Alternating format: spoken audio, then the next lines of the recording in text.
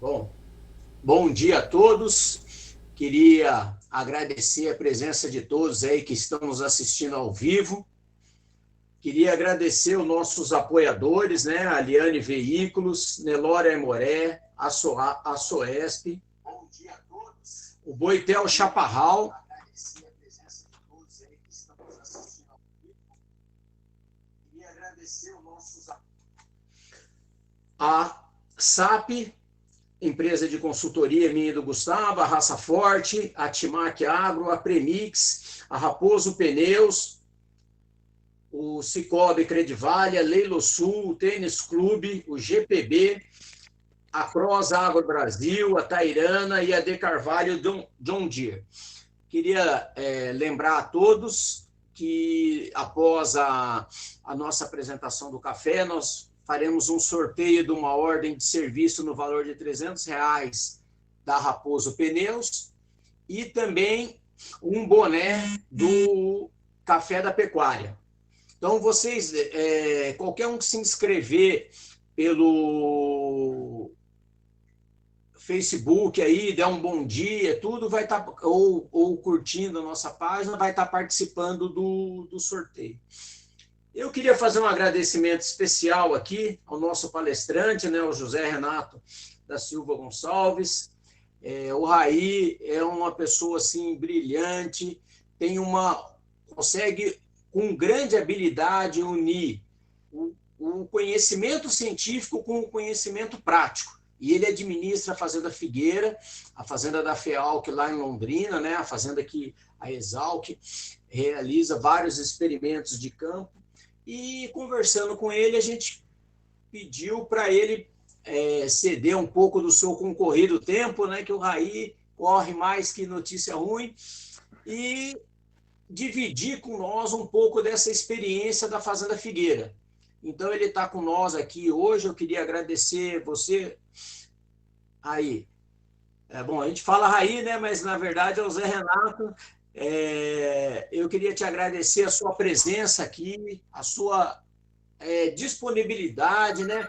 Não é a primeira vez que você atende o nosso grupo, então, muito obrigado e a palavra fica com você.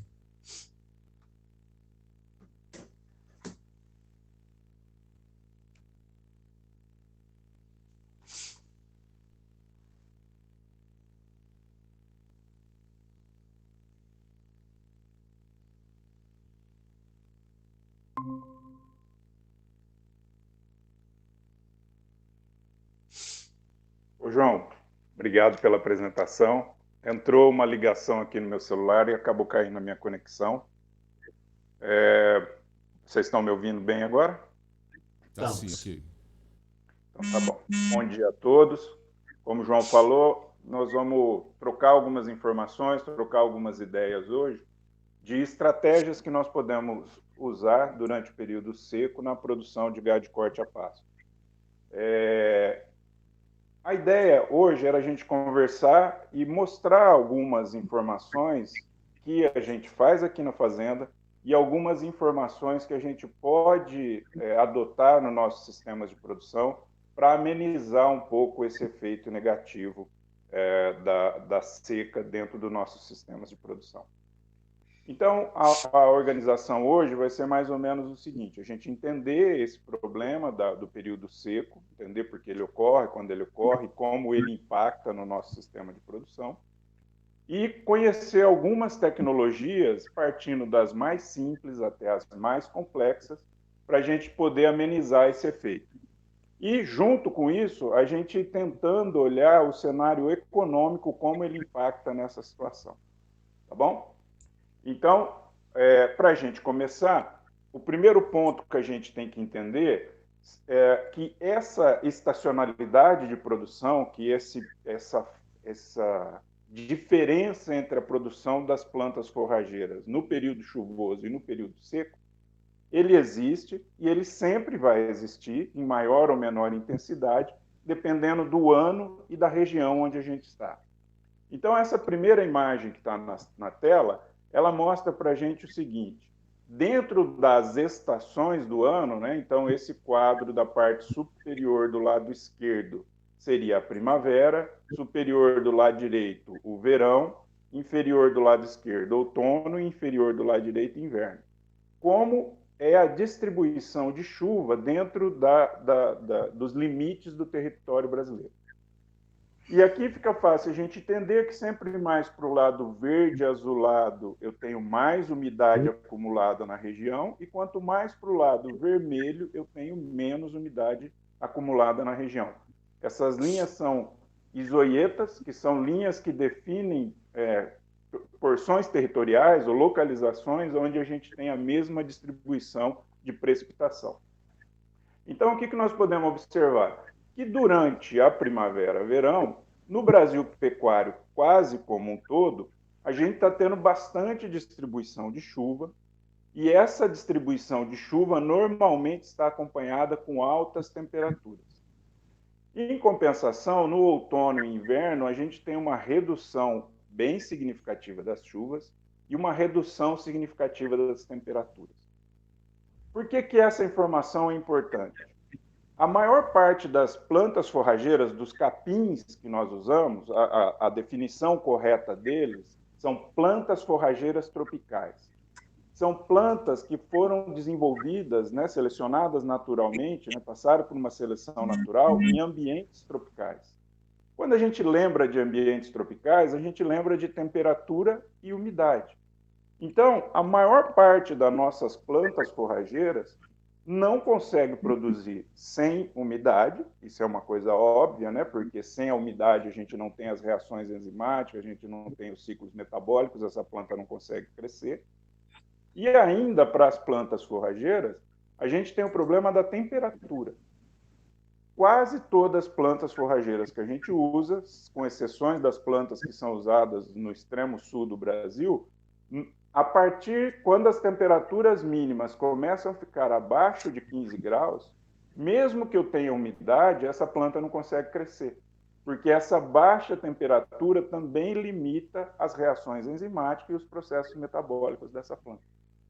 Então, com essas imagens, fica bem claro que, para a grande maioria do território brasileiro, nós vamos ter de 5 a 7 meses onde eu tenho condição de crescimento e produção vegetal dos pastos, e eu vou ter de 4 a 6 meses um período onde a gente não consegue que a planta expresse o seu potencial produtivo. Essas características climáticas acabam levando ao que a gente chama de estacionalidade de produção, que a gente tenta exemplificar nessa imagem que está aqui na tela. Então, o que essa estacionalidade faz? O primeiro fator que a gente tem que lembrar sempre é o seguinte: 80%, entre 70% a 80% da produção total que uma planta forrageira, que um capim consegue ter, 80% dessa produção vai acontecer durante o período que eu tenho calor e umidade, que a gente normalmente chama de verão. É um pedaço da primavera, é todo o verão, e um pedacinho do outono, que a gente normalmente chama isso de verão. Então, quando a gente vê nessa imagem aqui, essa parte alta do gráfico, esse aqui é um gráfico que tenta representar mais ou menos qual que seria a capacidade de suporte de uma área de pastagem sem muita tecnologia. Então, a gente observa aqui que, para essa imagem, onde a gente coletou essas informações, esse pasto conseguiu produzir até 1,2, uma capacidade de suporte de 1,2 UA por hectare. Em compensação, a hora que chega o período seco, esse pasto cai essa capacidade de suporte para 0,3, 0,4 UA por hectare. Então, a gente vê uma desproporcionalidade de 3 vezes. E, além dessa desproporcionalidade, essa imagem também tenta retratar o que acontece com a produção e o valor nutritivo desse pasto ao longo do ano. Então, observe bem, aqui no começo, no início da primavera, setembro, outubro, a gente começa a ter um aumento da produção, porque começa a ter condições de umidade e temperatura para aumentar essa produção, e junto com esse aumento de produção, é o momento onde a gente observa o pasto com melhor valor nutritivo.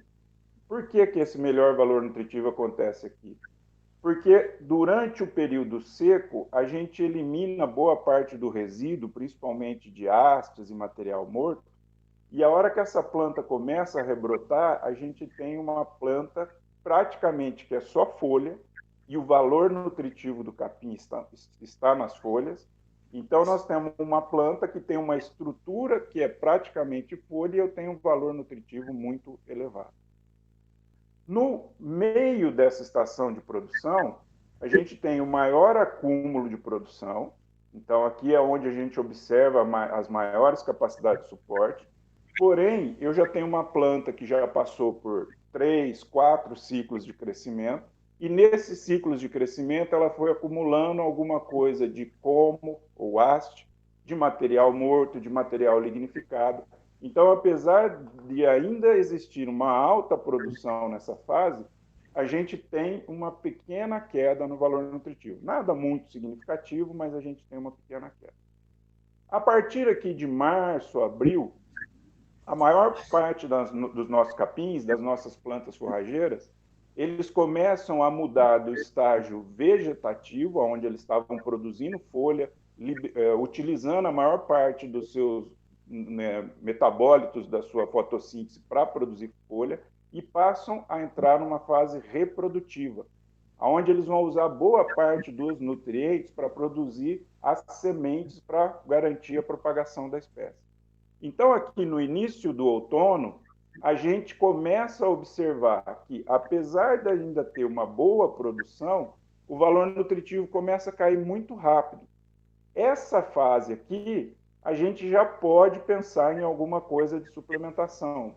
E é a melhor fase onde a gente vai ter respostas à suplementação dentro do período seco. Por quê? Porque eu ainda tenho bastante quantidade, ou melhor, uma quantidade significativa de plantas.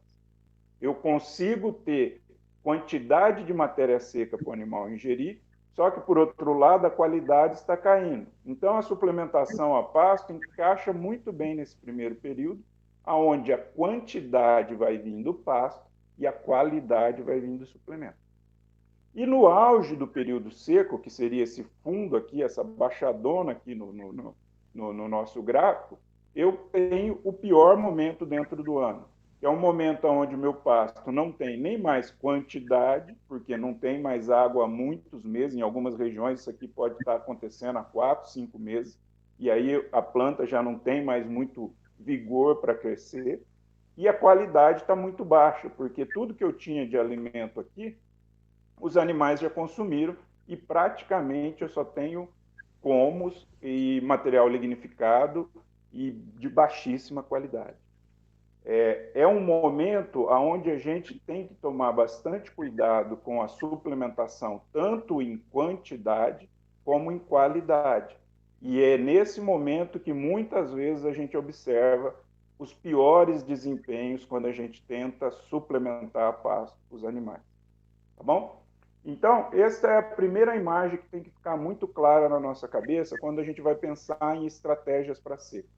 Se a gente olhar agora, em particular, só o período seco, nós podemos dividir esse período seco em 2 etapas. Nós temos uma etapa onde eu ainda tenho quantidade, que eu vou ter que trabalhar para melhorar essa qualidade, e eu tenho um período onde eu não tenho nada de quantidade. Mesmo que a gente trabalhe com diferimento, o que é o diferimento?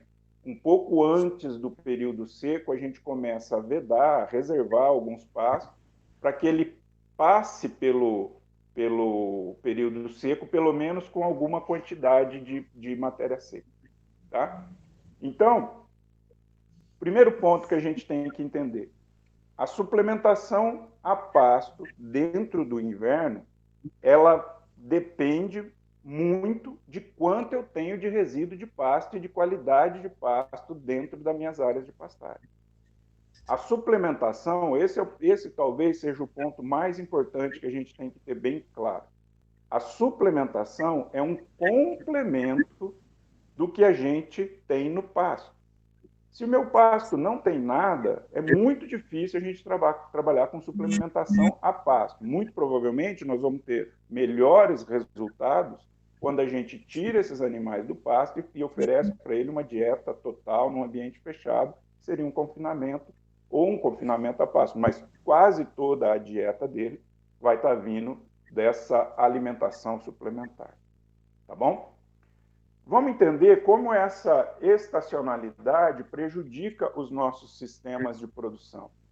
Hoje, o que é muito claro dentro dos sistemas de produção pecuária? Nós precisamos ter produtividade. Por que nós precisamos ter essa produtividade? Porque a maior parte das regiões pecuárias também são aptas a outras atividades do agronegócio. Então, se o meu sistema de produção pecuária não tem uma produtividade, consequentemente, uma lucratividade compatível à região onde eu estou, não vai ser interessante para a gente economicamente manter a atividade pecuária. Então, nós temos que buscar a produtividade para que o nosso negócio, que é produzir gado de corte, seja competitivo do ponto de vista econômico com qualquer outra atividade. E esse é o nosso grande desafio. Esse talvez seja o maior desafio da pecuária de corte nos dias atuais. A gente conseguir manter sistemas de produção com lucratividade ou rentabilidade compatível com a região onde eu estou e que tenha capacidade de concorrer com as demais atividades. Se a gente pensar em pecuária de corte, como a gente sempre fez, de forma extrativista, com baixos índices zootécnicos, esses índices zootécnicos gerando baixos índices de produtividade, e essa baixa produtividade gerando baixa rentabilidade por hectare, nós vamos ter que sair da nossa atividade e ceder as nossas áreas para cana, para laranja, para soja, para eucalipto, para o que for, porque a gente não está mantendo um sistema produtivo. Tá? Então, historicamente, o que acontecia? Esse gráfico tenta mostrar para a gente o seguinte: a linha azul é a distribuição do pasto, quanto que eu estou conseguindo manter de produção do pasto, dentro dos períodos que a gente chama de inverno e verão, ou seja, os períodos secos e os períodos chuvosos, e como os animais se comportavam quando a gente não usa nada de tecnologia, num sistema bastante extensivo. E nós vamos mostrar o exemplo de macho, só de efeito didático, para ficar mais fácil da gente entender. Então, normalmente, o que acontecia e o que a gente ainda vê acontecer em algumas regiões do Brasil? Um bezerro que é desmamado ali ao redor de maio. Então, em maio, a gente já está numa fase onde a capacidade de produção do pasto está baixa. Esse bezerro é desmamado aí ao redor de 180 quilos, ou 6 arrobas, com 6 a 7 meses. E ele passa por um período, aqui eu ainda fui bonzinho e coloquei um período de inverno com um ganho médio de 100 gramas diário. Então, se a gente considerar os 180 dias, né, e só para exemplo didático, eu considerei o inverno e o verão do mesmo tamanho, 180 dias para o inverno e 185 dias para o verão. Quando a gente não usa nenhuma estratégia e deixa esse animal apenas com o que o pasto consegue fornecer para ele, ele vai ter um desempenho baixo. Aqui eu considerei um ganho de 100 gramas por dia, mas é muito comum a gente ver animais perdendo peso e perdendo peso de forma acentuada durante o período de inverno. Então, esses 180 dias de inverno promoveriam um ganho de 18 quilos para esses animais. 18 quilos somados nos 180 que ele desmamou, aos 12 meses esse animal teria menos de 200 quilos. Aí ele passa por um período de verão, eu coloquei uma estimativa aqui de meio quilo de ganho diário.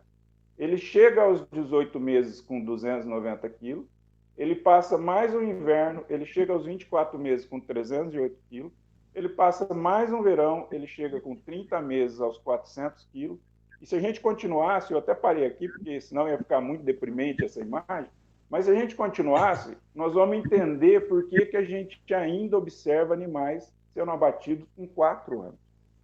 Porque se aqui com 30 ele ainda tinha 300 quilos, ele ia ganhar mais 400 quilos, ele ia ganhar mais 18, ia para 418, só lá no próximo verão, quando ele estaria inteirando de 36 a 48 meses, que ele vai chegar num peso de abate. Então, essa situação do que a gente chama de boi sanfona, um boi que cresce um pouquinho no verão e encolhe no inverno, cresce um pouquinho no verão e encolhe no inverno, ela não pode acontecer mais. Muitos técnicos e muitos formadores de opinião dentro da pecuária de corte acreditam e falam que essa estacionalidade, esse período seco onde os animais caem muito de desempenho, é o principal responsável pela nossa baixa produtividade na pecuária de corte.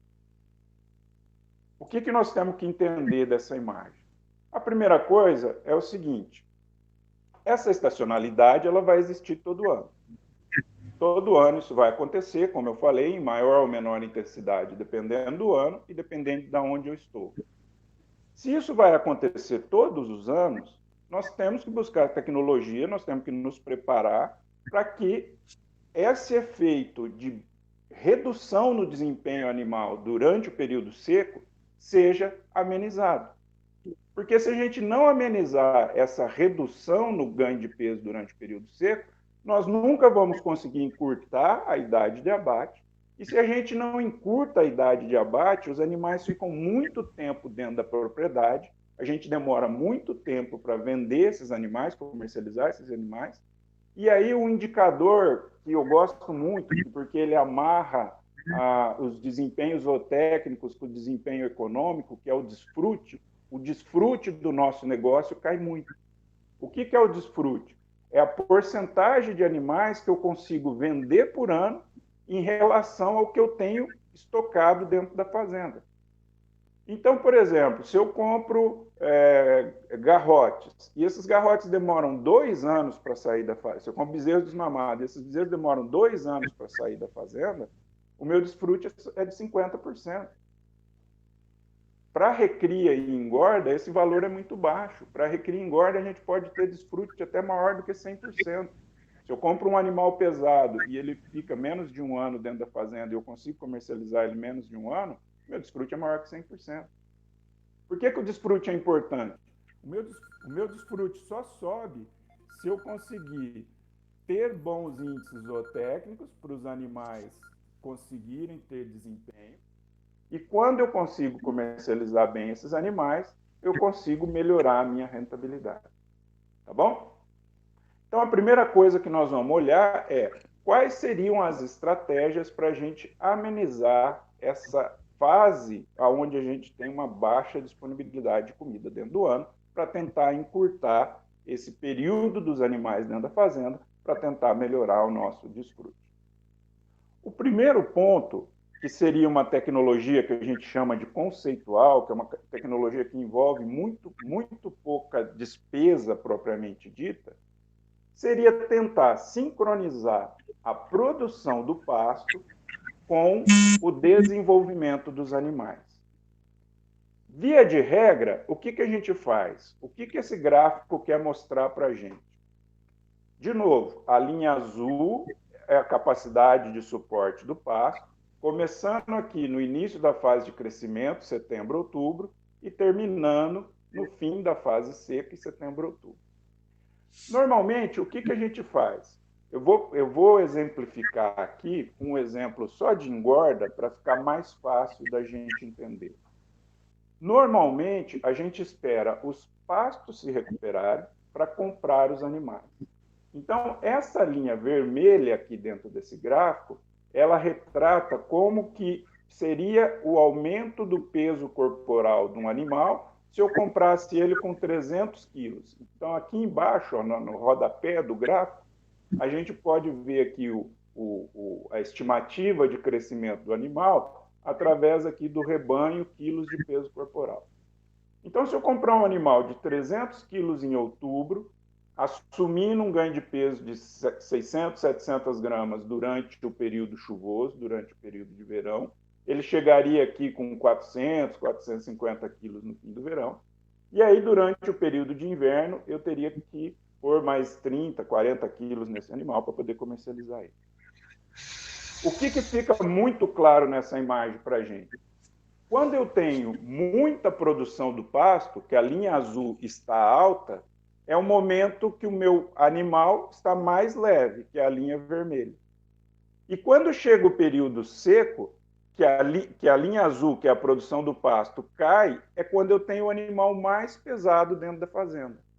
Então, por que a gente chama isso de tecnologia conceitual? Porque eu estou olhando o conceito de produção do pasto e estou colocando o meu rebanho dentro desse conceito de produção do pasto e estou vendo que o crescimento do meu rebanho, que é a linha vermelha, está descolado, está desincronizado com a produção do pasto, que é a linha azul. E aí o que acontece aqui quando a gente vê o que está sobrando ou o que está faltando de pasto, que é essa linha cinza? Durante o período seco, como eu concentro os animais mais pesados, eu tenho uma falta muito grande de pasto. E aí, o que vai acontecer? Ou esse animal não tem o desempenho esperado, que eu gostaria, ou esse animal, ou eu tenho que abaixar muito a lotação para poder manter esse animal, ou eu tenho que suplementar muito. Por que, via de regra, a gente gosta dessa situação aqui? Porque normalmente a gente tem um pouco de medo de comprar animais quando o pasto está seco ou quando a gente está na entrada da seca. Então a gente espera a fazenda se recuperar para comprar esses animais. E o outro ponto é que a gente fica muito preso à ideia de que vender os animais durante o período seco, que é o que a gente chama de entre-safra, se está seco, não tem produção de capim, se não tem produção de capim, não tem desempenho animal, se não tem desempenho animal, eu não vendo animais gordos. Então, é o momento que a gente chama de entre-safra. A gente fica muito focado em vender os animais na entre-safra porque pode existir um ágio no valor de venda aqui. Porque o mercado é regido pela lei de oferta e procura. Se eu tenho uma oferta menor, que é a entre-safra, eu tenho uma probabilidade de ter um preço um pouquinho melhor nos meus animais. Via de regra, se a gente olhar isso daí historicamente, esse preço melhor, na média, não passa muito de 2% a 5%. Então, a gente monta um sistema de produção, esperando uma valorização, um ágio de 2% a 5% no nosso valor de venda, desobedecendo totalmente a capacidade de produção do pasto e ficando 100% dependente de suplementação, e suplementação provavelmente em quantidade e qualidade, porque a diferença entre o rebanho e a produção é muito grande. Então, vamos guardar essa imagem na cabeça. Via de regra, a gente está querendo lutar contra a natureza, fazer o animal ficar pesado na época que não tem pasto, porque aqui eu acho que eu vou ter uma valorização do valor de venda desse animal. Por outro lado, olha o que a gente poderia estar fazendo. É o mesmo gráfico de produção do pasto, a única diferença é que, ao invés da gente começar a olhar ele em setembro, outubro, que seria o início da estação chuvosa, nós vamos começar a olhar ele em abril, maio, que é o início da estação seca. Então, são os mesmos valores, os mesmos desempenhos, o mesmo acúmulo de produção dos pastos. O que nós observamos aqui? Que, durante o período seco, eu tenho a menor produção e, durante o período das chuvas, eu tenho a maior produção, estacionalidade de produção, tudo que a gente viu até agora. O que mudou objetivamente nessas imagens? Quando eu começo a trazer esses animais para dentro da propriedade. Então, ao invés de estar entrando com os animais em setembro, outubro, que eu começo a ter pasto, aqui a gente entra com ele em abril, maio. Então, o mesmo animal de 300 quilos sendo adquirido no início do período da seca. Ele vai ter um desempenho menor, isso aqui a gente fez uma estimativa para os dois casos aqui na ordem de 200 e poucas gramas por dia. A hora que chega o período de crescimento do pasto, esse desempenho melhora e a gente chega ao peso de abate ao redor de abril, março, abril, com os animais ali entre 480 e 500 quilos. Olha como é gritante a diferença e como melhora muito a sincronização entre o que o meu pasto é capaz de suportar e o que o meu rebanho está demandando. Então, o que a gente observa quando a gente muda essa estratégia de compra? Então, o que seria essa técnica conceitual? Estratégia de compra, o momento em que eu vou comprar os animais. Isso aqui se encaixa muito bem para quem trabalha com recria e engorda ou só engorda, e é uma das técnicas onde a gente tem o menor desembolso para melhorar o nosso desempenho. Por quê? Porque quando os animais são leves, eu provavelmente vou precisar fazer uma suplementaçãozinha para eles. Mas é um animal pequeno, e a gente sempre suplementa em porcentagem do peso vivo. Então, só para exemplo didático, né? 1% de suplemento para um animal de 300 quilos são 3 quilos por dia. 1% é uma suplementação alta, eu só usei esse número para a gente poder ter uma facilidade em fazer o cálculo. 1% de suplementação para um animal de 450 quilos são 4,5 kg de ração. Então, quando a gente adota essa estratégia de compra, onde eu compro os animais mais leves quando o pasto está produzindo pouco, e vendo os animais mais pesados quando o pasto está produzindo muito, eu baixo muito a minha necessidade de suplementação, porque eu sincronizei a distribuição do pasto ao longo do ano com o crescimento dos animais. Só para ficar mais claro, eu vou colocar as duas imagens uma do lado da outra. Ela dá uma distorcidinha porque mexe no tamanho da imagem, mas olhem só, essa imagem da esquerda é a opção de comprar os animais leves no início da estação chuvosa, no início do verão, e a imagem da direita é a opção de comprar os animais leves no início do período seco. O que está acontecendo com essas duas imagens? A gente está, de novo, sincronizando o crescimento do rebanho com a produção do pasto. Esse cuidado na hora de ajustar as nossas lotações, ele é o primeiro ponto para a gente reduzir os impactos negativos de um período seco dentro do nosso sistema de produção. O que poderia ser o questionamento para isso daqui? Mas quando eu faço essa opção da direita, eu estou vendendo os animais no auge da safra. Isso é verdade, isso é indiscutível. Abril, maio é o momento onde a gente tem a maior oferta de animais terminados, né, que é um exemplo de engorda, no mercado. Se eu tenho a maior oferta de animais, provavelmente eu vou ter uma pequena redução no preço. Mas como que a gente pode compensar isso? Por que ainda é interessante essa imagem da direita? Porque mesmo entregando os animais na safra, que provavelmente eu vou receber de 2% a 5% a menos, como eu ajustei o rebanho à capacidade de suporte do pasto, provavelmente eu consigo manter um rebanho na fazenda muito maior do que esses 2% a 5% de redução de preço que eu vou ter. Por quê?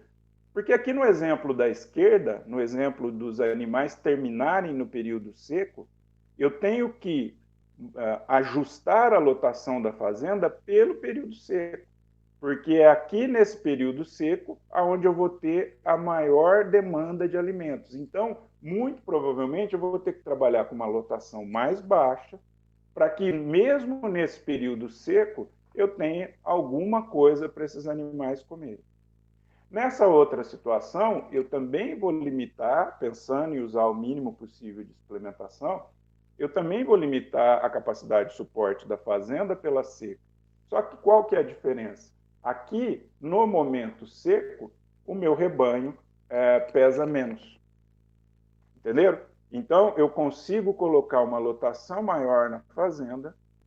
E o outro ponto que ajuda a amenizar esse efeito de estar entregando os animais na safra. Nessa situação, onde a terminação acontece na seca, obrigatoriamente eu vou trabalhar com suplementação e suplementação em grandes quantidades, porque eu tenho animais pesados depositando gordura para dar acabamento no período onde eu tenho a menor produção do pasto.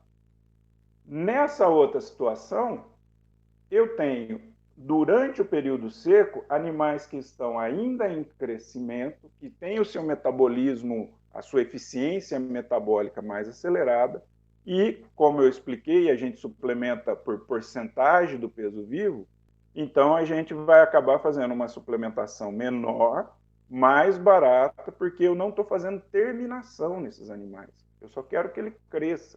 Quando ele está crescendo, ele está pondo osso, ele está pondo músculo, ele está pondo couro. E a gente sabe que depositar músculo é 2,25 vezes menos exigente nutricionalmente do que depositar gordura. E aí a gente vai ter o animal depositando gordura no momento onde eu tenho bastante pasto. Tá? Então, gente, a primeira coisa para a gente ter em mente como estratégias para o período seco dentro da produção de gado de corte. Não adianta a gente querer brigar contra a natureza. A estacionalidade de produção acontece todos os anos. Se ela acontece, eu tenho que tentar ao máximo sincronizar o meu rebanho com ela. Esse é um exemplo para recria e engorda. Se der tempo, eu vou mostrar também um exemplo para cria. Quem tem cria com ciclo completo. Então, para ciclo completo, o que a gente poderia fazer para amenizar esse efeito da estacionalidade dentro dos nossos índices zootécnicos? Tudo certo até aqui? De novo, reforçando, primeiro ponto em qualquer sistema de produção, em qualquer fase do sistema de produção que eu esteja, é tentar sincronizar o máximo possível a estacionalidade de produção dentro do ano com o crescimento do meu rebanho. Esse é o primeiro ponto. Mesmo assim, nós sabemos que em alguns momentos nós vamos ter que suplementar. Então, o que é interessante a gente fazer? Entender qual que é a relação de custo-benefício dessa nossa estratégia de suplementação. Não adianta que eu mostrar uma, que é a que eu estou fazendo aqui, ou a uma que é uma tecnologia que vem sendo bastante difundida. Vamos tentar pensar o conceito para a gente poder calcular cada um a sua estratégia na sua propriedade. Então, primeiro ponto que a gente tem que entender quando nós vamos fazer suplementação. Eu tenho uma mudança nos meus custos. Eu tenho que colocar dentro da minha análise econômica o que está pesando a mais dentro, quando eu uso essa suplementação, e o que essa suplementação vai me entregar a mais em produção. Então, como toda tomada de decisão, a suplementação é uma delas, eu preciso ter uma análise de custo-benefício. Essa suplementação me custa R$100 por mês por cabeça. Um exemplo numérico, só para a gente conversar. O meu benefício tem que ser maior do que esses R$100. Porque senão a minha suplementação está me dando prejuízo e isso não vai melhorar a minha lucratividade. Pelo contrário, a cada mês a minha lucratividade vai cair mais. Porque eu estou gastando mais com ração do que os meus animais estão entregando com desempenho. Então é essa conta que a gente tem que fazer e é esse cenário que a gente tem que olhar. Então, primeiro ponto, o que seria essa suplementação? Por enquanto, a gente está falando ainda em suplementação a pasto. Fornecer para esses animais algum alimento, normalmente alimento de forma concentrada, no próprio pasto, para que ele consiga suplementar as deficiências que o pasto apresenta nesse momento seco. Então, o conceito é esse. O que a gente tem que entender? Que nós não podemos usar a suplementação, tanto no verão como no inverno, como muleta para nossas falhas no manejo dos nossos pastos. Então, aquele exemplo que a gente estava falando anteriormente, de terminar os animais num período muito seco, a suplementação vai acabar sendo uma muleta. Por quê? A gente não está conseguindo sincronizar os animais com a produção do pasto. Deixa eu ver só uma coisa aqui, que tá falando de pergunta. Deixa eu dar uma olhadinha aqui. Ô, João, você poderia fazer a pergunta verbalmente?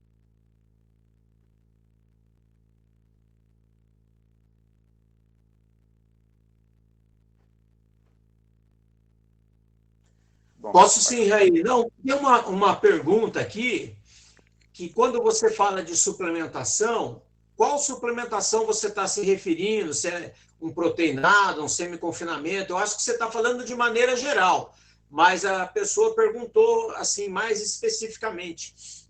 Tá bom. Vamos combinar que a qualquer momento pode fazer pergunta. E aí, João, quando você tiver essa pergunta, você faz ela oralmente aqui para mim, que aí eu consigo me organizar melhor do que ter que olhar a pergunta escrita aqui. Então, nesse primeiro momento, nós estamos falando de suplementações mais baixas só para complementar a deficiência do pasto. Mais para frente, nós vamos falar em suplementações mais altas, que é um outro tipo de suplementação, é um outro tipo de análise. Então, por enquanto, um proteinado para complementar essa baixa qualidade do pasto durante o período seco. Vamos pensar assim nesse primeiro momento, produtos de baixo consumo. Depois, no nosso exemplo numérico, nós vamos ter aí no máximo 0,5% de inclusão e vocês vão entender melhor do que eu estou falando, tá? Então, voltando aqui à nossa linha de raciocínio da suplementação, como eu falei, a gente tem que fazer uma análise de custo-benefício e, para isso, nós temos que enxergar bem claro o que está sendo a nossa estratégia de suplementação. Via de regra, quando a gente vai colocar os custos de uma suplementação para fazer essa análise de custo-benefício, a gente coloca só o custo do produto. E dentro dessa slide aqui, essa imagem número 2, ela serve para alertar e para lembrar a gente que o produto não vai sozinho para o pasto. Então, nós temos que colocar na nossa planilha quanto eu estou gastando de mão de obra e máquina, depende da maneira como eu distribuo isso daí, para colocar esse suplemento no pasto. Então, quando a gente for olhar a viabilidade econômica de uma suplementação, na verdade, a gente teria que olhar 3 custos. O primeiro, custo do suplemento. Então, isso tem que estar lá, esse é o mais fácil. Os animais comem 500 gramas por dia, esse produto custa R$2 o quilo, eu estou gastando R$1 por dia.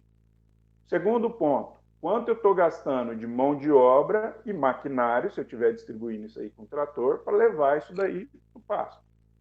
Lembrando que quanto maior a propriedade, maior é o impacto de mão de obra e máquinas para distribuir esse produto.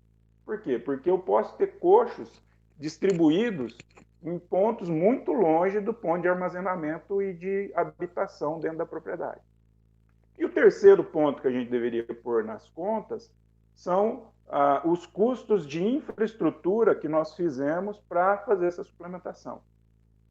Aqui eu até fiz questão de colocar na imagem 1 e na imagem 4 estruturas um pouco mais caras, estruturas mais elaboradas, mas via de regra a gente trabalha com suplementações de baixo volume, com estruturas como essa imagem 3, que, como são muito baratas, a gente acaba nem colocando muito isso na nossa planilha de custo. Mas lembrando, se eu monto uma mega estrutura para fazer suplementação, o custo dessa infraestrutura tem que entrar no custo do suplemento. Essa infraestrutura não caiu do céu lá na fazenda, ela foi comprada, ela envolveu mão de obra para montar ela, então eu tenho que pôr isso daí no custo. Tá bom? Então, só para fazer um exemplo didático, só para entender melhor isso que nós estamos falando e deixar um exemplo didático aqui para vocês, nós temos 2 gráficos para a gente analisar. O primeiro é o efeito, esse de cima, é o efeito da suplementação no consumo de pasto pelos animais. Então, aqui, na coluna, a gente tem o consumo de matéria seca em porcentagem de peso corporal, isso é consumo de pasto, consumo de planta forrageira. E aqui, na linha, a gente tem os níveis de inclusão. Então, trabalhando com desde 0 de suplementação, só seria sal mineral aqui, até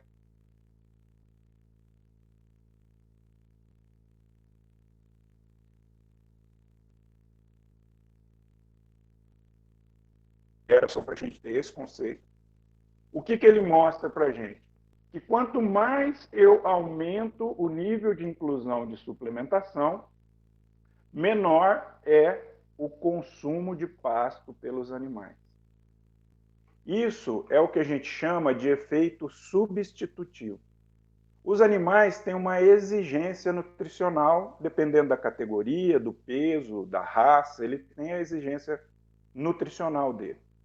Essa exigência nutricional pode vir do pasto ou da ração. Quanto mais ração a gente coloca na dieta, menor é a necessidade do pasto. Então, este gráfico, isso aqui é um condensado de mais de 50 experimentos conduzidos, a maior parte deles no Mato Grosso do Sul, por um professor vinhas lá do Mato Grosso do Sul. E o que ele mostra para a gente? Que, se a gente olhar a equação, o ponto de máxima desse gráfico aconteceu com suplementações ao redor de 0,14% do peso vivo. O que significa isso?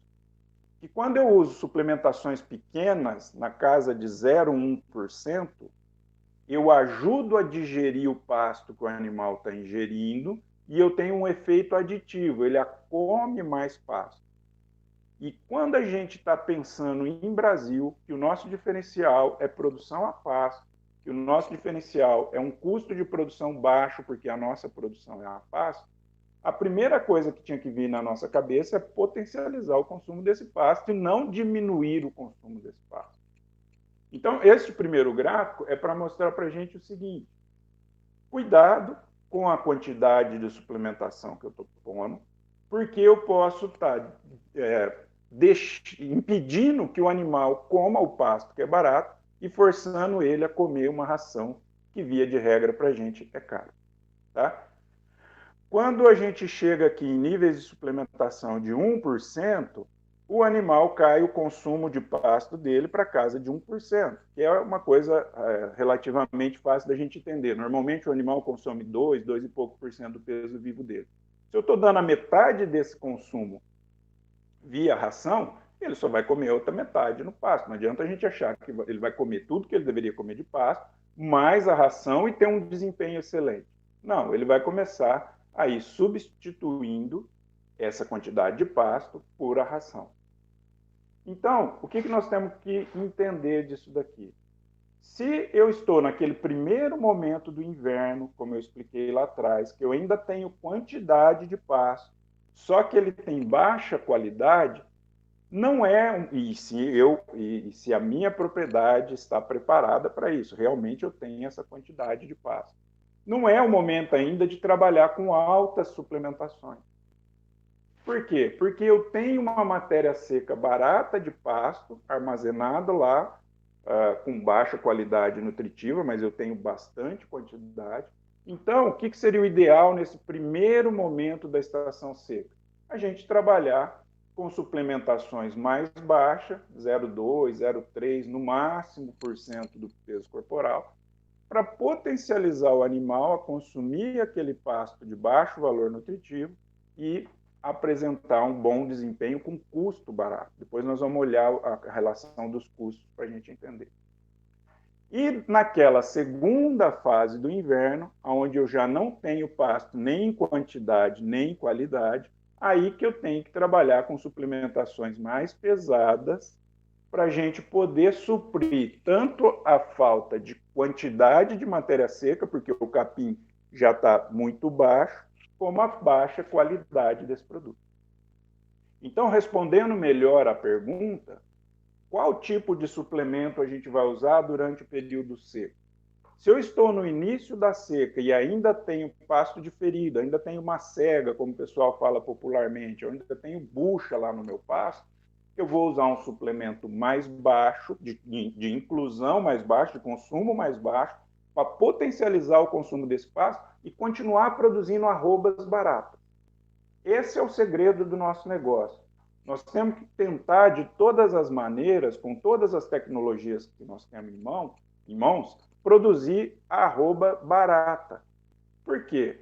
Porque a pecuária de corte, como qualquer outra produção de commodities, é um tomador de preço. A gente não manda no preço da arroba, a gente liga lá no frigorífico e cota a arroba. Entenderam? Então, o que é a nossa estratégia para sobreviver às oscilações de preço da arroba? Ter um custo de produção baixo. Porque com um custo de produção baixo, mesmo quando a arroba está desvalorizada, a gente ainda não fica no vermelho. Com um custo de produção de arroba muito alta, eu tenho, mesmo em momentos valorizados, uma arroba, um fluxo de caixa negativo. Por exemplo, vou dar um exemplo numérico só para a gente entender o que eu estou falando. Mesmo hoje com uma arroba valorizada aí na casa dos 220, 210, 230, depende de onde a gente está, se eu não tomei cuidado e meu custo de produção de uma arroba é maior do que 220, meu negócio está negativo. Entenderam? E mesmo quando a minha arroba está barata, que nem ela estava alguns meses ou um ano atrás, que ela estava lá para baixo dos 150. Se o meu custo de produção fosse 100, mesmo com uma arroba de 150, me sobra 50 de margem. Então, gente, essa é a outra dica importante que a gente tem que ter dessa conversa. Qualquer produtor do agropecuário, ele vive de margem. O que é margem? O valor que eu vendo menos o custo de produção. Já que o valor que eu vendo a gente não consegue controlar muito, porque nós somos tomadores de preço, eu tenho que cuidar muito do custo de produção. Então, o que esse gráfico, de maneira bastante robusta, quer mostrar para a gente, com muitos experimentos avaliados, quer mostrar para a gente que o meu inverno tem que ser dividido, a suplementação durante o meu inverno para melhorar a minha produtividade e melhorar o meu desempenho zootécnico e financeiro, ele precisa ser olhado em duas partes, em dois segmentos. A primeira parte, onde eu ainda tenho pasto, mesmo que seco, que eu vou usar uma suplementação barata para passar ainda e utilizar ainda esse produto. E uma segunda fase, onde eu não tenho mais nada, que eu tenho que pensar, talvez, num semi-confinamento, e eu particularmente prefiro o confinamento, depois eu vou explicar para vocês os motivos, e suplementar mais esses animais para conseguir passar por esse período mais severo da estação seca. Com isso, a gente reduz o gasto com suplementação. Então, assim, só para exemplos numéricos, vamos falar que eu tenho 6 meses de período seco. Os 3 primeiros meses eu posso trabalhar de um jeito e os 3 últimos meses eu posso trabalhar do outro. Sempre levantando e levando em consideração os custos e os benefícios que eu tenho para cada fase. Tá? Depois nós vamos falar disso de maneira mais clara um pouco. O outro gráfico, que é o gráfico da parte inferior, ele quer mostrar para a gente o seguinte: o efeito da suplementação. Então, aqui embaixo a gente tem o nível de suplemento, partindo de nada de suplemento até 0,65 do peso vivo, e o desempenho dos animais. A maior parte das vezes que a gente fala de suplementação, as pessoas acham o seguinte: sempre que eu for aumentando a suplementação, eu vou aumentar o desempenho dos animais. A gente tem isso muito claro na cabeça, né? Que, se eu colocar uma suplementação de 0,2%, eu vou ter 600 gramas por dia. Se eu colocar 0,3%, eu vou ter 700. Se eu colocar 0,4%, eu vou ter 800. Um exemplo didático: a gente acha que esse crescimento é linear. Conforme nós vamos aumentando a suplementação, nós vamos aumentando o desempenho. Esse gráfico também é a mesma coisa, 40, 50 trabalhos, quase todos realizados no Mato Grosso do Sul, onde a gente consolidou essas informações e observou o seguinte, que o nível de suplementação não tem uma correlação tão forte com o desempenho dos animais. Vamos reparar aqui, nessa coluna aqui de 0,5% de suplementação. Com os mesmos 0,5% de suplementação, teve propriedades e teve lotes dentro dessas propriedades que nós tivemos ganho de peso na casa de 400 gramas, 500 gramas por dia. E com os mesmos 0,5% de suplementação, nós tivemos lotes que passaram de 1 quilo de ganho de peso por dia. Então, esse gráfico, e principalmente essa concentração de informações aqui no 0,5% de suplementação, mostra para a gente que tem mais coisas além da suplementação definindo como que vai ser o desempenho dos animais. Não adianta a gente pensar só em suplementação e mais nada, não olhar mais nada e achar que conforme a gente vai aumentando esse nível de suplementação, nós vamos aumentando os desempenhos dos animais. Qual que é o outro fator que vai impactar muito nisso? É o que eu tenho no pasto. Então, o que essas imagens querem mostrar para a gente?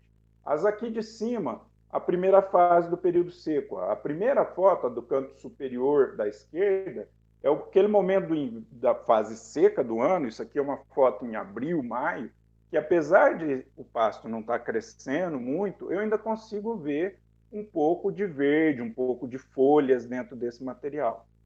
Aqui um período mais adiantado dessa primeira fase, né? Então a foto superior do lado direito, onde eu já tenho material mais seco, ainda vejo alguma coisinha verde, mas com bastante massa. E aqui embaixo, as duas situações do meio para o final do inverno, onde eu já tenho um pasto muito seco, e essa última foto aqui do lado direito inferior, onde eu tenho um pasto seco só com haste. Isso aqui é uma foto de andropólogo, onde a pessoa reservou um pasto de andropólogo para fazer a suplementação. O que sobrou nesse andropólogo do meio para frente da seca? Só vareta. Independente do que eu coloque no coxo para suplementar essas vacas, aqui eu falei vaca porque a imagem mostra uma vaca, mas independente da categoria que eu tivesse aqui, a minha resposta vai ser baixa. Por quê? O ganho de peso é o resultado do desempenho que eu tenho com o que o animal consegue comer do pasto, mais o que ele consegue comer do suplemento. O suplemento está fornecendo os nutrientes para ele ganhar lá, para esse exemplo que nós usamos no slide anterior, 200, 300 gramas por dia. O pasto tinha que fornecer nutrientes para ele ganhar mais 200, 300 gramas por dia. A hora que eu somo os dois, isso chega nas 500 gramas por dia, que era o que eu queria lá na minha análise econômica. Só que se meu pasto não está fornecendo nada, eu só tenho as 200, 300 gramas que o suplemento está fornecendo. Conseguiram entender? Então, o que é o grande problema da suplementação a pasto, independente do nível e do tipo de suplemento que eu estou pondo, e para esse caso, independente de ser verão ou inverno, ser seca ou água. Eu não tenho uma garantia do valor nutritivo do pasto, nem da quantidade do pasto, e nem que o animal vai comer esse pasto. O que mais a gente observou nas suplementações, agora só um parênteses para suplementação no verão, quando a gente suplementou os animais a pasto. Então, assim, colocamos lá um suplemento de maior consumo, na casa do 1% de consumo. O que tinha na nossa cabeça com esse 1%? A gente queria ganhar mais de 1 quilo por dia, 1,2 kg no pasto. E o que era a nossa cabeça? Bom, o pasto fornece nutriente para 600, 700, o suplemento fornece nutriente para 600, 700, a hora que a gente soma esses dois, o animal vai ganhar 1 quilo, 1,2 kg. A conta matemática, a maneira como a gente faz a formulação desse suplemento e o cálculo nutricional está corretíssimo. O pasto fornece, sim, vamos pôr um exemplo numérico só para facilitar. O pasto fornece 50% dos nutrientes que a gente precisa, o suplemento fornece os outros 50%. A hora que a gente soma essa aporte de nutriente do pasto do suplemento, a gente chega em ganhos de 1.200, 1.400. O que deu errado nisso daí? Nós não combinamos com o boi. A ganância de ganhar peso é nossa, não é do boi. A gente tem que entender que, por seleção natural, a maior parte dos animais, a partir do ponto que ele tem as suas exigências de manutenção atingidas, ele não se esforça mais muito, não. O mundo, todos os animais do mundo foram selecionados para poupar energia, inclusive a gente. Por isso que a gente é meio preguiçosão, por causa disso. A gente tem esse atavismo, essas características que a gente traz lá da pré-história, que fala para a gente o seguinte: historicamente, evolutivamente, comida não é uma coisa fácil. Então, se você está bem nutrido e não está vendo um jeito de comer mais, fica quietinho. O boi faz isso também.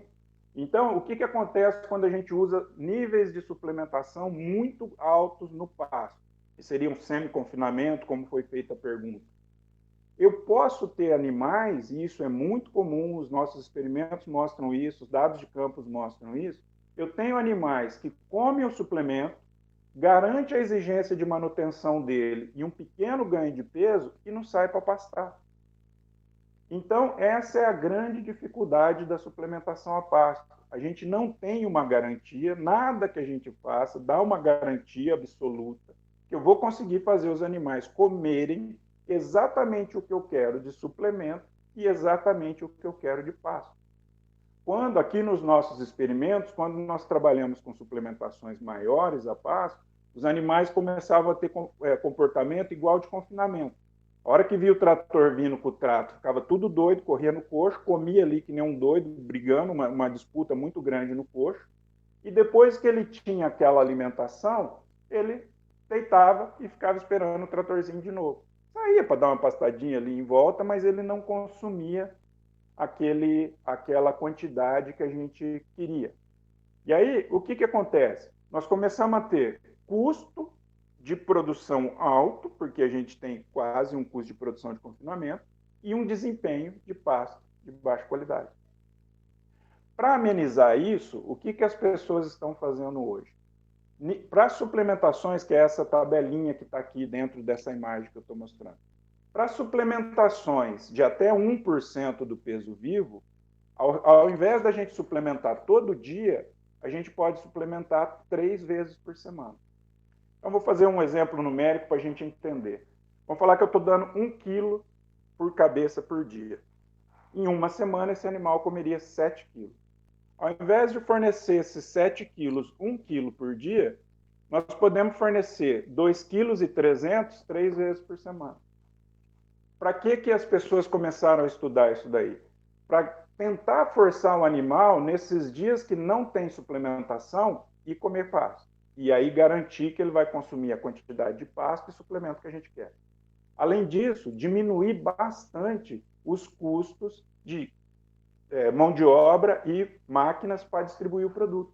Porque ao invés do meu trator passear todo dia, em todos os coxos, ele vai 3 vezes por semana apenas nos coxos, e a gente consegue diminuir bastante esse custo de suplementação. E o que os dados de experimentos estão mostrando? Aqui a gente observa que a suplementação diária e a suplementação em 3 vezes nesses 3 trabalhos que nós apresentamos aqui para os senhores, variando de 0,4% a 1% do peso vivo, o ganho de peso se manteve ou até aumentou, que é o caso desse segundo experimento aqui, Paula 2010, que ele saiu de meio quilo por dia, quando eu forneci diariamente, para 670 quando eu forneci alternado ou 3 vezes por semana. Por que isso? Porque eu forcei o animal a comer o pasto. Então, essa, dentro da suplementação a pasto, talvez seja a técnica que a gente está vendo mais futuro e avaliar ela melhor. Porque eu tenho uma redução de custo significativa na distribuição, né, tanto em mão de obra como máquina, do produto não muda, porque a gente está dando a mesma quantidade, e eu tenho um desempenho até melhor, porque eu forço o animal a comer mais o pasto. Vamos olhar economicamente isso. Então, aqui, o João já me falou que eu tenho 15 minutos só eu vou falar um pouco mais rápido, só para a gente entender. Eu não vou falar de uma suplementação em específico, eu vou falar de alguns níveis de suplementação e quanto custaria para a gente o custo-benefício, como ficaria a relação de custo-benefício para esses diferentes níveis de suplementação. Então, para essa simulação, o que nós fizemos? Consideramos, aqui está o ano inteiro, só para ficar mais fácil didaticamente, mas é só para a gente ter a linha de raciocínio. Um animal sem suplementação nenhuma, ganhando 150 gramas no inverno, só suplementação com sal mineralizado. Tá? Quando a gente fala sem suplementação, é sem suplementação alimentar. Sal mineral a gente sempre vai fornecer para esses animais. Um animal sem suplementação, ganhando 150 gramas no inverno e 750 gramas no verão. E um animal suplementado, ganhando 300 gramas no inverno e 900 gramas no verão. O que foi a ideia? Eu vou pegar um bezerro desmamado de 180 quilos e ver quanto ele vai ter de peso depois dos 12 meses. Então, aqui no nosso caso, 360 quilos, quando eu não faço nada de suplementação, e 414 quilos. Então, nós aumentamos aqui 54 quilos por causa da suplementação. O que essa tabela quer mostrar para a gente? Qual foi o benefício da suplementação? Quando eu usei essa suplementação, eu aumentei em 54 quilos o peso corporal dos animais. Tá bom? Então, primeiro ponto, eu preciso levantar o benefício. Eu só consigo levantar o benefício se eu tiver lotes testemunhas. Porque senão a gente vai usar informação da literatura e isso pode não ser verdade para a gente.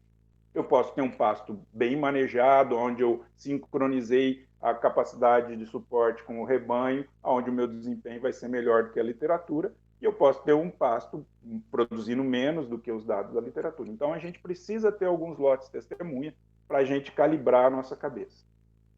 Depois disso, vamos levantar o que seriam os custos e o que sobraria de margem. Como eu falei que eu não vou olhar um produto em específico, um nível de suplementação, o que nós simulamos nessa tabela aqui?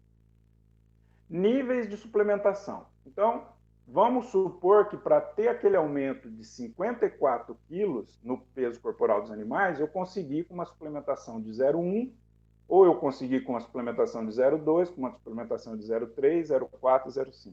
Tá? Só para a gente entender assim, quantos 54 quilos de peso corporal correspondem a nível de inclusão de suplemento. E aí, como esse cálculo foi feito? Um bezerro de 180 quilos, valendo, isso aqui da semana passada, tá? 11,67, segundo o boletim da Scott Consultoria, 2.100 um bezerro desmamado. O peso médio sem suplementação, como ele sai de 180 e vai a 360, 245 quilos, peso médio desse animal durante os 12 meses, e no outro que sai de 180 a 414, o peso médio de 270. Então, para todas as simulações com suplementação, nós vamos usar o mesmo peso médio de 270. Quantos quilos de suplemento? Aqui 70 gramas de sal mineral por dia, 25,55 quilos de sal mineral no ano. E aqui, de acordo com o nível de suplementação, quanto que a gente usou de quilos de suplemento? 99 quilos de suplemento numa suplementação de 0,1 e quase 500 quilos de suplemento numa suplementação de 0,5. Lembrando que esse é um exemplo didático, considerando uma suplementação durante os 365 dias do ano. Peso do suplemento, cotação da semana passada, empresa de sal mineralizado comercial. Um sal de 60, 70 gramas de fósforo, 2,15 o quilo. Um suplemento aí para inverno de baixo consumo ou um suplemento múltiplo para esses níveis de inclusão, na casa aí de 1,47. O que a gente consegue de custo? Do suplemento, R$ 54 por ano para sal, e de 146 a 730 para o suplemento. Quanto que a gente gasta de mão de obra e máquina para distribuir essa suplementação? Pelos dados, usamos dados médios históricos nossos aqui da fazenda. Então, para sal, R$ 34 por ano. Para o suplemento de baixo consumo, muito perto do sal, 36. E, conforme eu vou aumentando, 180. Por que aumenta? Porque eu levo mais volume, eu demoro mais tempo e eu gasto mais máquina. Tá? Peso de saída dos animais, 360 quilos, 414, como aquela tabela mostrou no desempenho. Valor de venda de um boi magro, tabela da Scott Consultoria, 8,47. Então, a linha azul é o que é a minha receita vendendo um boi de 360 quilos e o que é a minha receita, o meu benefício, vendendo um boi de 414 quilos. O que é a última linha, que é essa que é importante para a gente? Como que é a minha relação de custo-benefício ou custo-receita? Eu vou pegar o valor de venda e subtrair o valor de compra do bezerro, aqui no caso, o valor do suplemento e o valor da distribuição do suplemento. Então, observem o seguinte, para essa simulação que nós fizemos, quando eu uso só suplemento, só o sal mineral, só a mineralização, e tenho um mínimo de manejo de pasto, onde eu, de novo, por isso que a nossa conversa começou nesse ponto, uma sincronização da distribuição de pasto com o crescimento do rebanho, eu faço uma margem de R$ 860. Então, se eu usar só sal mineral e cuidar bem dos meus pastos, dentro de um ano, quando eu compro um bezerro e vendo um boi magro, eu tenho a possibilidade de fazer os R$ 860. Aqui eu coloquei só o preço de aquisição e do suplemento. Não está mão de obra, não está vacina, não está nada, porque isso é comum para todo mundo. Mas só para lembrar que o 860 não estão todos os custos, só estão os custos que a gente está analisando. Se esse aumento de desempenho dos 54 quilos for possível com uma suplementação de 0,1%, eu melhoro bastante a minha relação de custo-benefício. Eu saio de 860 para 1.200. Mas reparem bem, se esses 54 quilos for para realizar esses 54 quilos de aumento no peso corporal, eu tiver que usar 0,3% de suplementação, o meu valor já fica igual. Para aumentar os 54 quilos, que é um incremento significativo em cima de um boi de 360, e representa bastante dinheiro. A gente vê aqui, ó, representa R$500 em dinheiro. A hora que eu vendo o boi de 360, dá 3.050. A hora que eu vendo o boi de 414, dá 3.500. Então, dá quase 450, R$500 de diferença. Se para ter esse ganho de peso a mais e esse valor de venda a mais, eu tiver que usar uma suplementação de 0,5% de peso corporal, já ficou negativa a minha operação. Então, gente, do ponto de vista econômico, é isso que eu gostaria que os senhores conseguissem calcular dentro das propriedades. Quanto eu tenho de benefício, então aqui no nosso caso foi aumento de 54 quilos, e quanto eu tenho de aumento de custo.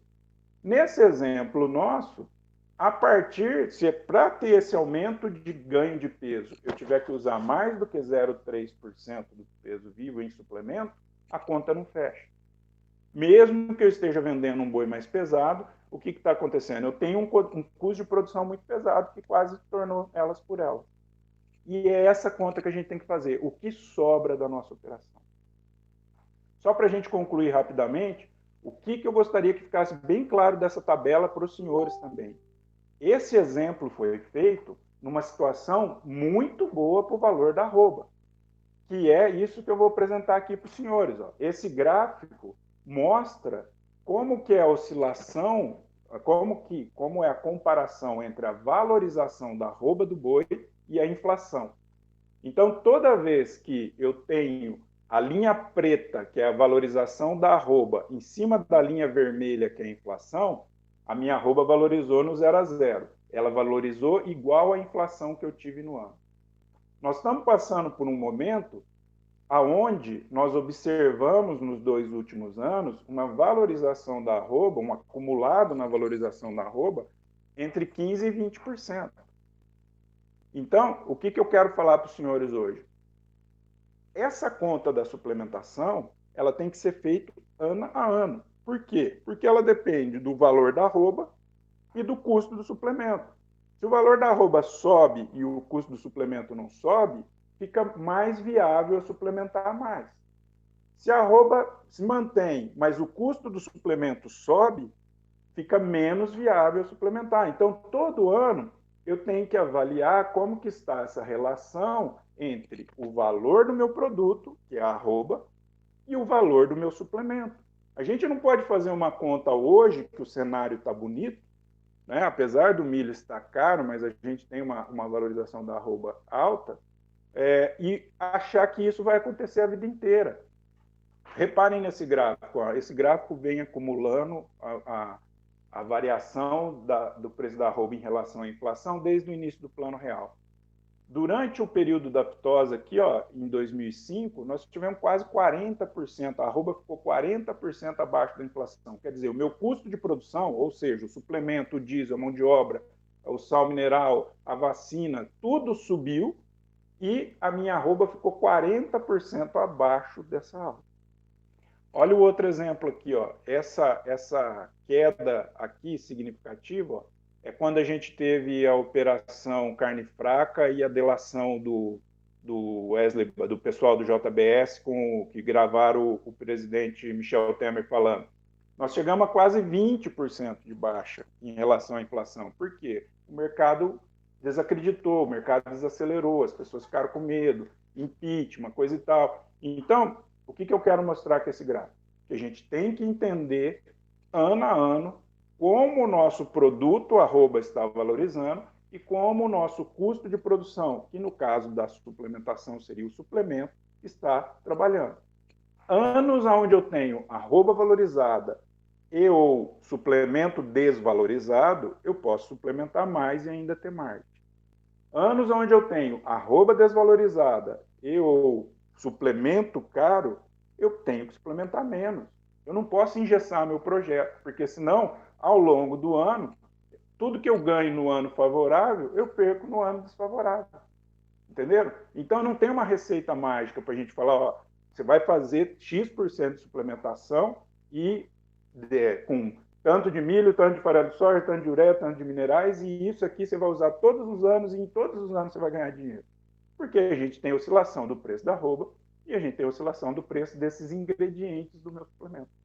Então a gente tem que fazer esse cálculo ano a ano.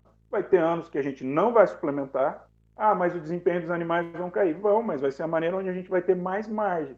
E tem anos que a gente vai suplementar mais, porque a situação está favorável a isso.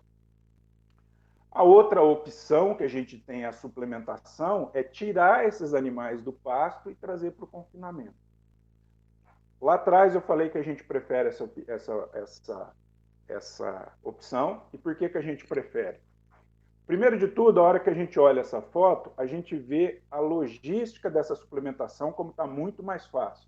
As linhas de coxo estão do lado do silo e do lado do barracão, onde eu tenho os ingredientes. Então, assim, tratar esses animais aqui concentrado é muito mais fácil do que tratar distribuído na fazenda toda. A fazenda aqui em Londrina é grande, então esse custo logístico acaba ficando grande. Segundo ponto, quando eu trago os animais para o confinamento, esses animais pesados que vão ser terminados, aqui normalmente a gente engorda só os bois no confinamento, a gente tem um sistema de produção em ciclo completo, onde os animais são terminados em confinamento, eu libero pasto para as outras categorias. Então, qual que é a vantagem do confinamento também? Eu trago os animais, tiro do pasto e libero aquele pasto para as outras categorias que vão ter que ficar lá, que não são tão viáveis de eu suplementar. E o terceiro ponto é que eu tenho uma garantia que eles vão comer uma dieta exatamente como eu quero. Porque eu fiz a mistura lá no vagão, eu misturei o volumoso com os concentrados, coisa e tal, e eu tenho no coxo exatamente o que eu quero que ele coma. O João está me falando aqui que sumiu o som. Deixa eu ver. Voltou, João? Então, o confinamento traz essas três vantagens. Eu tenho uma logística mais fácil, eu libero os pastos e eu consigo ter uma garantia de que ele está comendo o que eu quero. O que é o problema dele? Ele tem um custo maior e ele precisa de uma preparação maior. Eu tenho que fazer alimento volumoso, eu tenho que estocar alimento volumoso, mas eu acho que conforme a gente vai subindo os níveis de produtividade, isso acaba sendo inevitável. A gente não consegue trabalhar com suplementação a pasto quando a gente tem lotações maiores, quando a gente quer ter lotações maiores do que 1,5 UA por hectare média ano. Por quê? Porque a minha lotação vai ser limitada pelo período de inverno, período de menor produção. E se eu estou aumentando muito a produtividade, a lotação média, começa a faltar muita comida no inverno, só o suplemento não vem. Tá? Então, essa é a nossa opção. E muito dessa resposta está em cima muito dessa opção pelo confinamento, as respostas estão nessa tabela, onde a gente vê o seguinte, que independente do que eu fiz no período das águas, a hora que eu faço semi-confinamento ou uma suplementação mais forte no inverno, no pasto, com o objetivo de terminar os animais, eu tenho uma oscilação muito grande do desempenho. Então, essa tabela mostra aqui 0,8% de suplementação, variando aqui com desempenho de 800 até quase 900, e eu não consigo garantir isso todo ano, porque eu posso ter tido um ano mais seco, que o meu pasto está mais ruim, eu posso ter tido um ano mais úmido, que o meu pasto está melhor, e já no confinamento, apesar da gente ter um custo maior, a gente sempre tem uma garantia e uma uniformidade de desempenho melhor. Tá? Então, o que a gente quer com essas estratégias? Então, aqui sim, o que a gente faz aqui na fazenda? Então, aquele gráfico que nós mostramos, indo quase até 4 anos, a gente tenta reduzir ele para os animais serem abatidos a menos de 2 anos. Como a gente faz isso? É feita a desmama. Aqui sim, nesse primeiro inverno, a gente coloca um suplementinho para, de novo, potencializar o desempenho desses machos desmamados. Ao invés de 100 gramas por dia, a gente está pensando em 300. E no verão, no pasto bem manejado, ao invés de 500 gramas por dia, a gente está pensando em 700.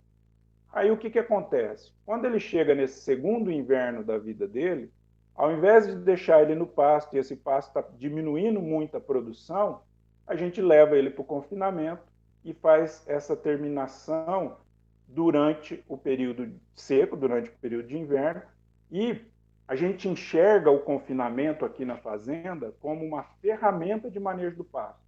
Fala assim, você ganha muito dinheiro com o confinamento? Via de regra, não. Quando a gente empata, ganha um pouquinho, a gente já fica muito feliz.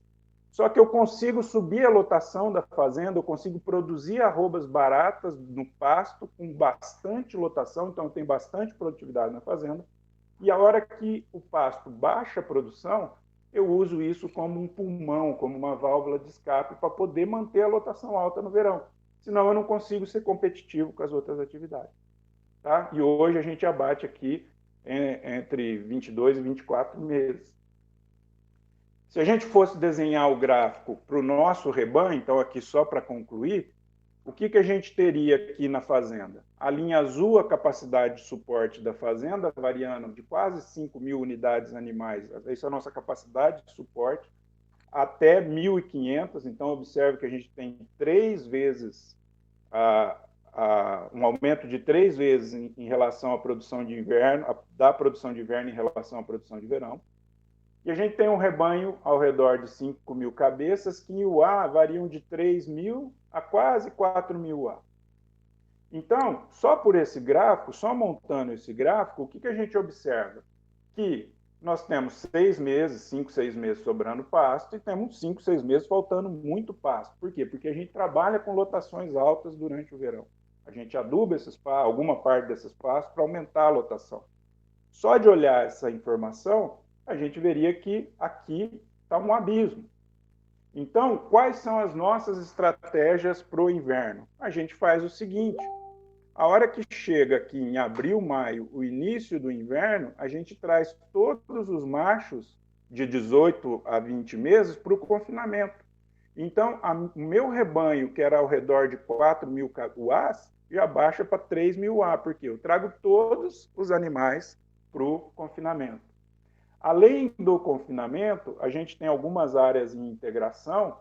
A gente pega principalmente as bezerras desmamadas e coloca nessas áreas de integração, e aí eu baixo o meu rebanho de 3.000 UA para 2.000, 2.500 UAs. Aí o meu diferencial, que era toda essa distância aqui, ó, começa a ser só esse pedacinho, algo como 700, 1.000 UAs, e esses animais vão comer esse excedente que eu tive aqui no verão e passar por esse período de inverno, mesmo que com desempenhos modestos, mas eu vou ter poucos gastos com ele. Então, gente, o que é a dica? Primeiro, entender que existe a estacionalidade de produção. Se ela existe, como eu posso amenizar, sincronizando o meu rebanho com essa estacionalidade? Primeiro ponto. Fiz isso, amenizei. Mesmo assim, quanto mais lotação eu quero ter, maior vai ser o diferencial entre o que o rebanho precisa e o que o pasto está produzindo durante o período de inverno.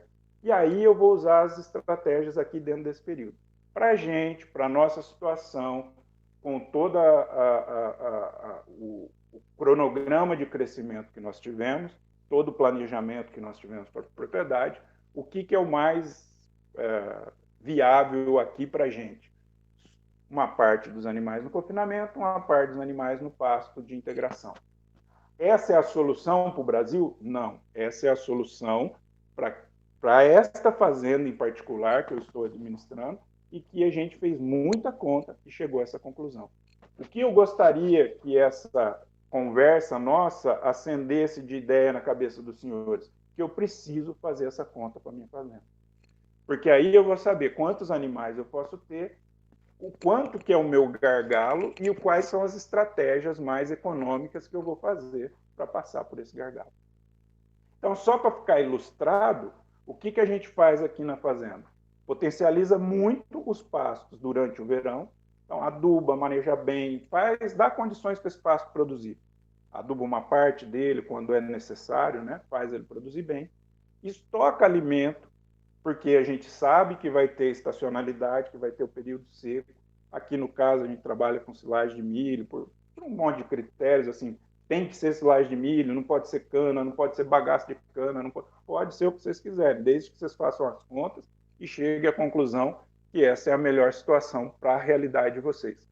para o nosso caso, a gente faz esse estoque de alimento, suplementa no confinamento uma parte do rebanho, e uma parte do rebanho a gente faz pasto depois da agricultura.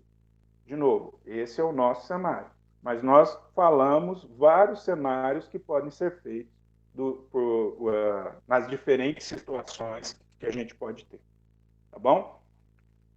Não podemos esquecer nunca, o nosso diferencial é produzir gado a pasto com baixo custo de arroba produzido. Nós temos que tomar muito cuidado com o uso da suplementação para não usar ela como muleta para nossas falhas no manejo do pasto. E nós temos que tomar muito custo com suplementação, porque no Brasil, diferente dos Estados Unidos, a relação de preço arroba-milho não é tão favorável para a suplementação.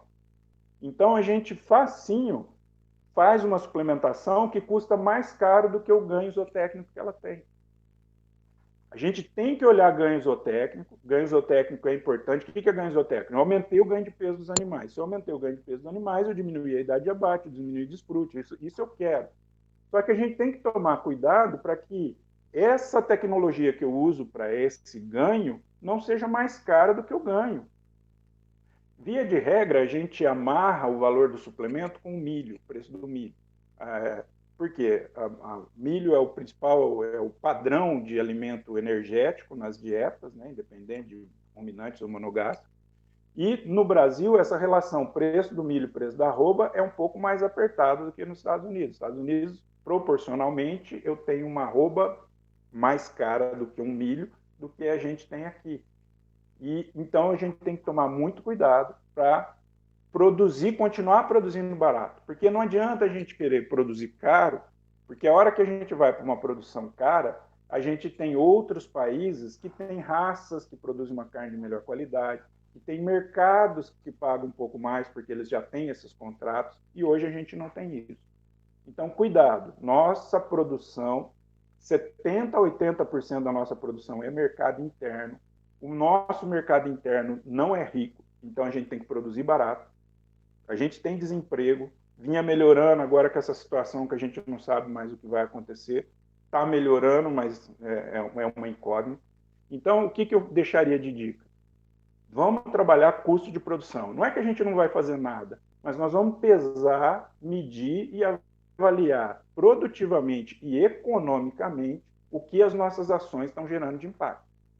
Não podemos olhar só o ganho zootécnico, porque muitas vezes a gente se encanta. É gostoso chegar numa roda de amigos e falar assim, meus animais ganharam 1,2 kg por dia, ganharam 900 gramas por dia no inverno. Isso é delicioso, é gostoso. Eu sou vaidoso também, eu tenho esse pecado. Mas a gente tem que olhar se esse conversa que a gente está fazendo está dando um ganho financeiro adequado e que está melhorando a nossa rentabilidade dentro do nosso projeto. Tá bom?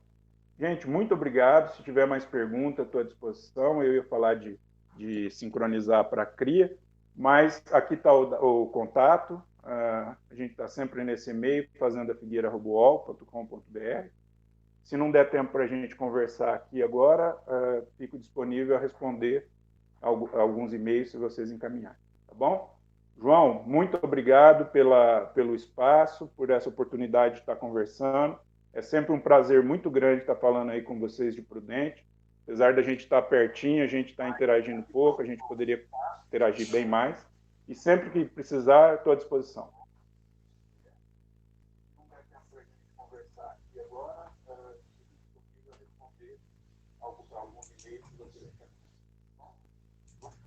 Zé Renato, você está me ouvindo? Agora estou. Eu estou te ouvindo muito baixo, deu um problema aqui no celular. Mas se você tiver alguma pergunta e precisa ver se todo mundo ficou com esse problema, ou foi só você, João? Você está me ouvindo? Porque deu um problema aqui no meu celular, o som está super baixo. Eu estou te ouvindo muito bem. Aqui ok, João. Aqui ok, João. Tá tudo certinho. Agora estou. Ouvindo muito baixo, deu um problema aqui no celular. Se tiver alguma pergunta e precisa ver se todo mundo ficou com esse problema, foi só você, João. Não, somente eu. Você está me ouvindo? Porque Estou com um problema aqui no meu celular, o som está super baixo. Estou ouvindo muito bem.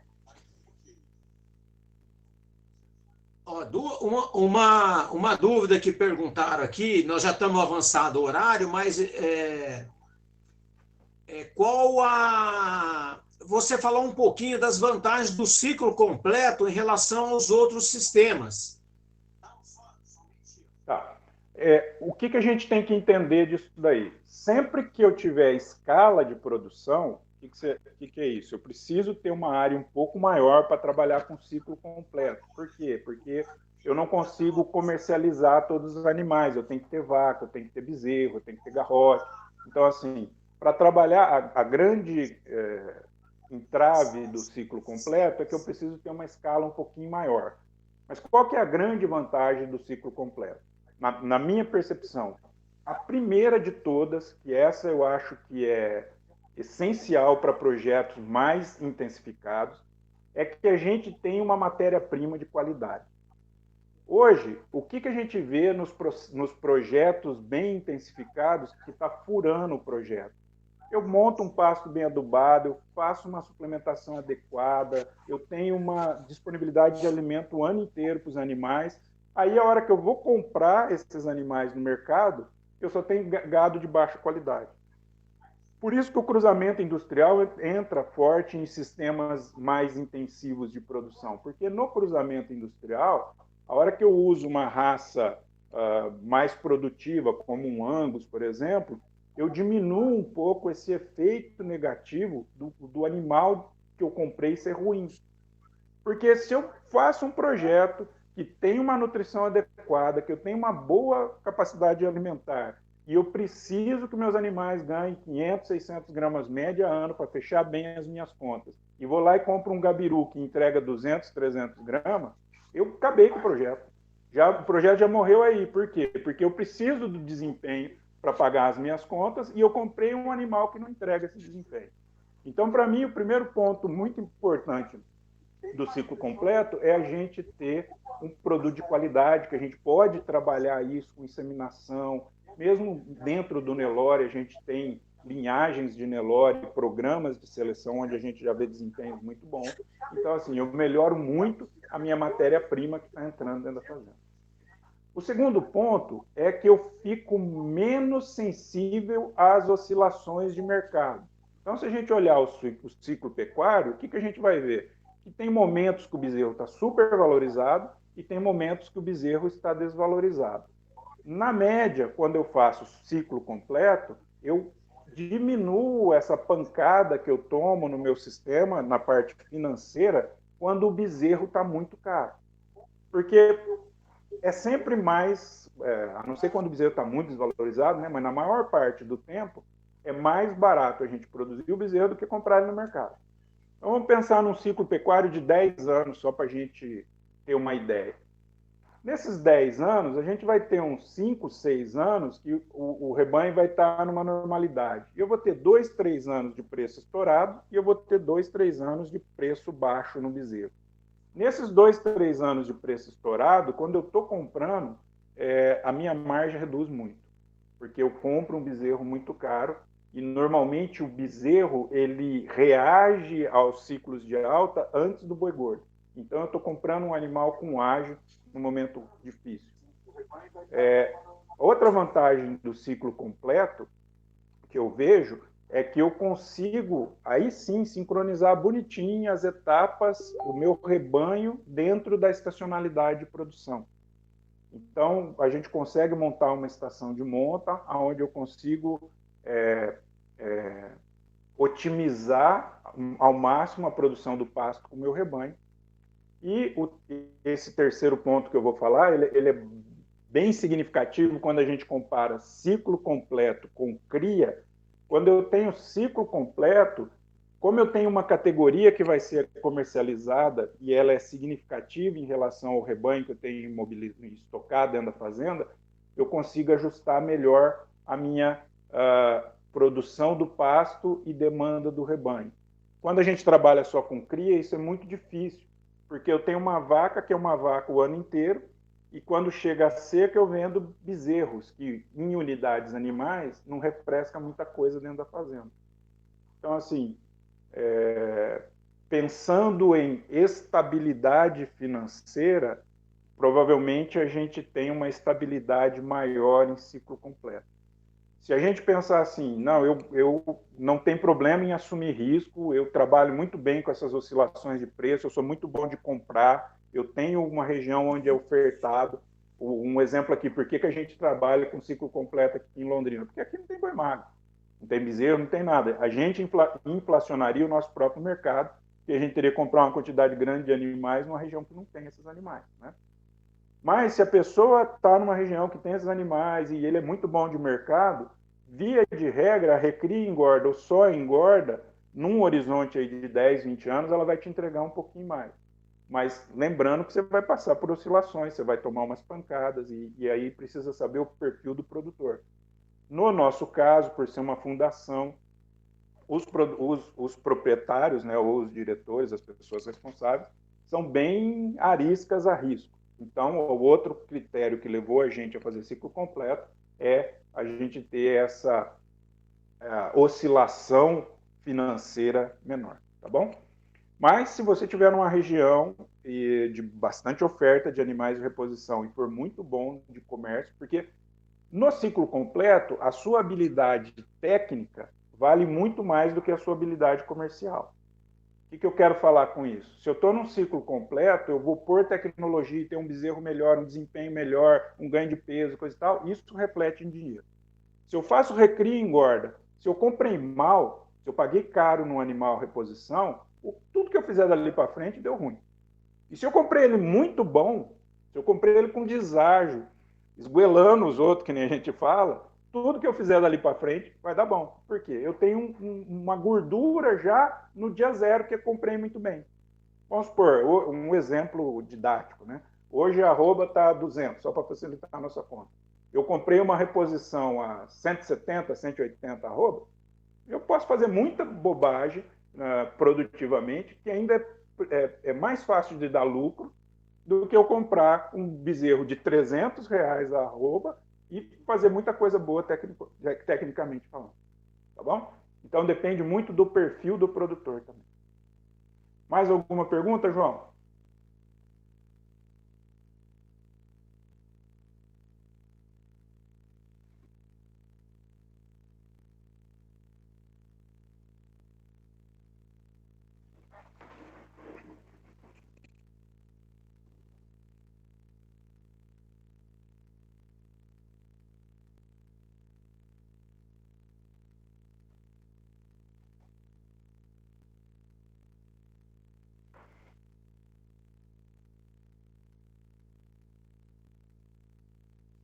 Não, Zé, era as perguntas que tinham essas. Tem outras dúvidas aqui, até gostaria de fazer coisa, mas vou deixar esse gancho para nós fazermos um outro encontro e a gente explorar o seu conhecimento um pouco mais.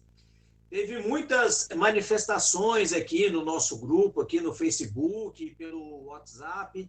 Queria te dar os parabéns, o pessoal gostou muito da sua apresentação, do conteúdo. Eu acho que você mostrou como se faz a coisa certa com os pés no chão. Suplementação é uma boa estratégia, mas tem a forma certa da gente fazer e não permite que a gente faça loucura, né?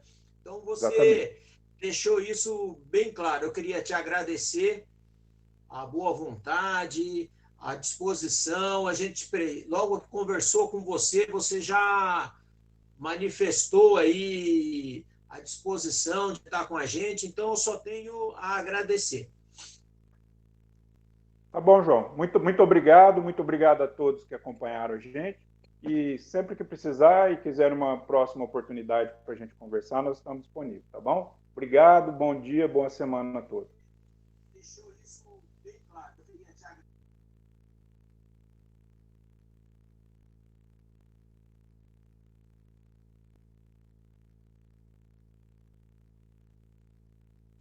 Disposição de estar com a gente, então eu só tenho Então, eu queria agradecer a todos que nos assistiram, agradecer o Zé Renato aí, a participação, dizer que foi muito importante ele estar aqui com a gente, trouxe um conhecimento aí muito aplicável, né? Porque às vezes a gente tem uma coisa muito bonita, muito funcional, mas não é aplicável para a realidade do produtor. E você deixou isso bem claro.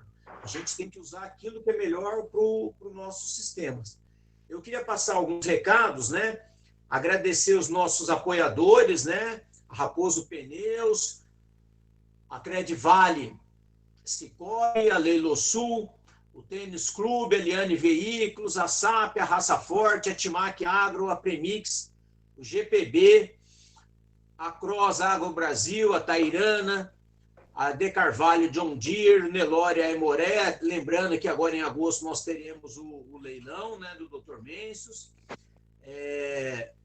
Agradecer a Soesp e o Boitel Chaparral que nos apoiam aí para que esses eventos consigam ser realizados, né? Gostaria de dizer que nós vamos fazer um sorteio, então, após o término aqui, de um boné do Café da Pecuária e uma ordem de serviço no valor de R$300 da Raposo Pneus. Então, eu queria agradecer a todos, agradecer mais uma vez o Zé Renato, agradecer o Ricardo, que é o nosso apoio aí de informática, de internet, e agradecer a presença de todos. Então, muito obrigado e a gente vai encerrando por aqui.